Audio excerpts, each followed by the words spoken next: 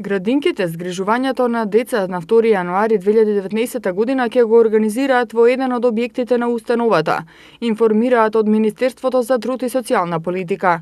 Со оглед на тоа дека на 2 јануари е можно да биде работен ден за дел од приватниот сектор, а родителите да имаат потреба од згрижување на своето дете, Министерството ги информираше градинките да ги известат родителите дека згрижувањето на децата ќе се организира во еден од објектите на установата.